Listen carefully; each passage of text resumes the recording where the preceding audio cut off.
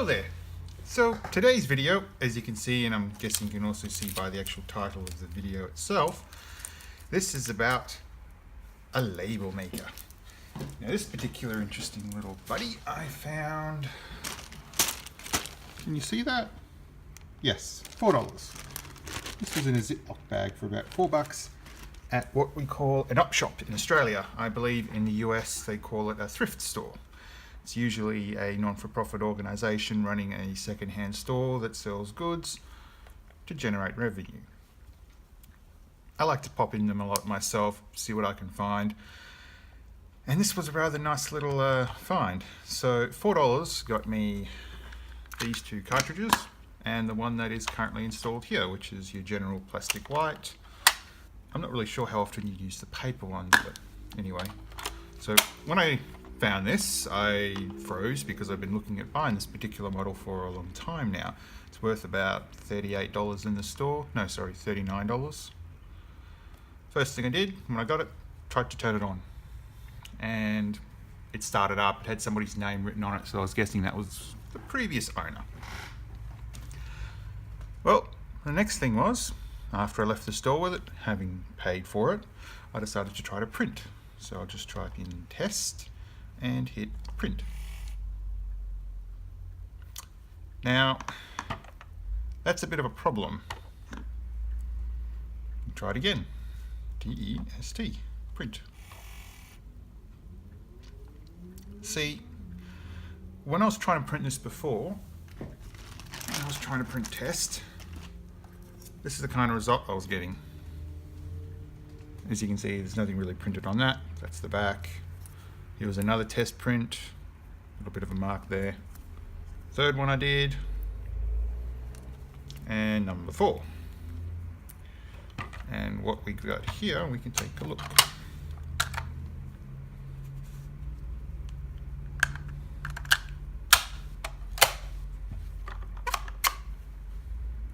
So at the moment, the problem is quite obvious, but as you can see, nothing was printed on this, although it didn't go as far as it should have.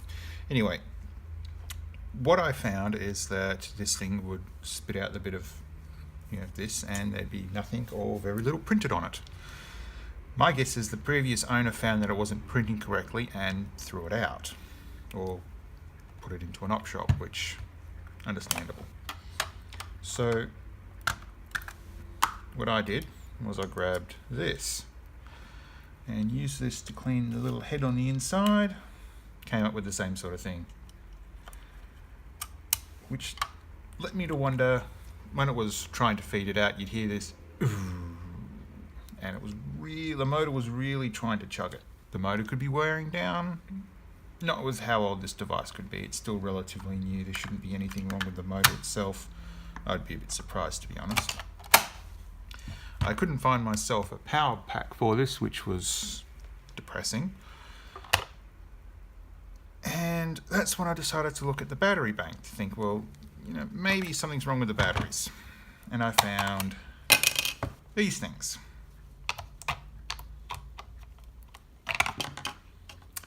These are a supposedly crappy brand from manufactured for some place called Big W. And in Australia, Big W is sort of like it's a major chain, sort of. Anyway, so it's got 4 of these in there. And I'm looking at these batteries and I'm thinking, these things are pathetic. They're a no-name brand, so they're just probably some cheap Chinese company doing whatever they can to produce a functional product. So I decided, well, one of two things. Either the device is failing or it just needs some usable batteries in there. To be honest with you, I don't really see the difference between Energizer and Duracell, but these are a lot easier for me to get a hold of. So this is what I found when I installed them. Turned it on.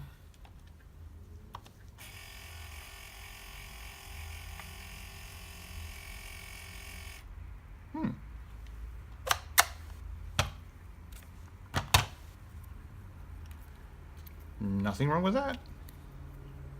Printed just fine. It's not rubbing off, it's not degrading. But no, so that's printing quite well. Now, if my guess is correct, then the previous owner thought this wasn't working, so they threw it to a thrift store, or an op shop, as we call it here in Australia. That is depressing.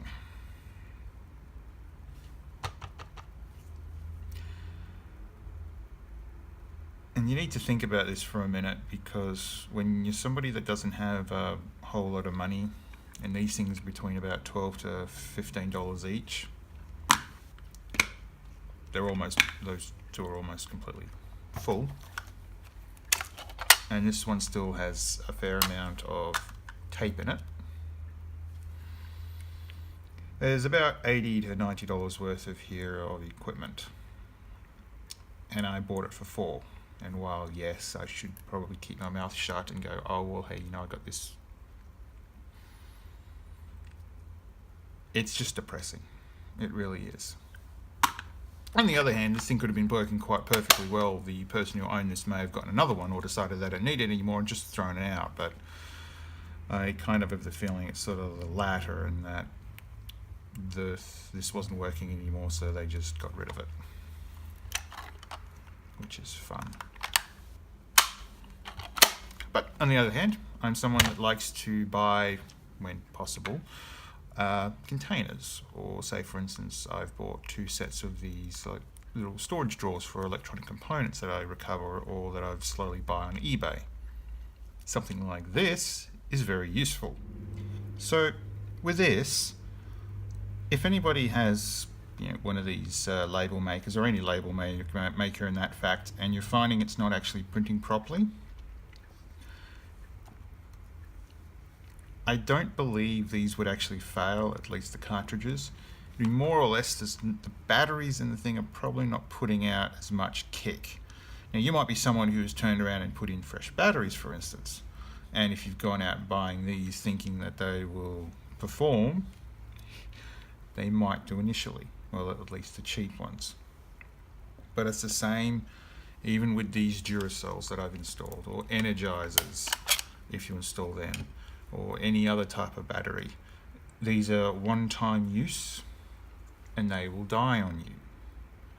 So if you start having problems, you start noticing the motor in this thing's chugging down, try replacing the batteries. If you can, you could also try powering it through the mains. Well, you wouldn't want to put 240 volts or 110 volts through this thing, and it would be bad. But a proper power brick to supply power to this thing. If this was me, I'd go out and make sure that I bought at least a 1.5 amp, 9 volt battery, wall plug. Maybe 2 amps if I really wanted to press it. But something like 900 milliamps or 500 milliamps, I wouldn't trust it. That would not be enough. I mean, even just looking at that, you got to understand that that's going to require a lot of oomph in order to power this device.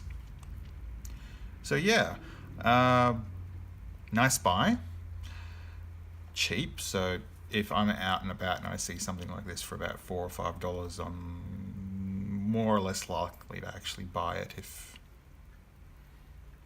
I've been sort of questioning about buying it for a while. But it really is depressing. A lot of the times I'll pick up something like recently I picked up a couple of computers that were completely disassembled and one of them wasn't working. Well, it really helps if you put the right components in and not incompatible part. Right now I'm trying to work my way up to getting a semi-new computer. I'm just short about $70 for a hard drive. I heard the click of death. Anyone who knows about the old mechanical hard drives would know when you hear the click of death, you do not rely on that hard drive. And unfortunately, that's what I was hearing, so I just don't understand sometimes.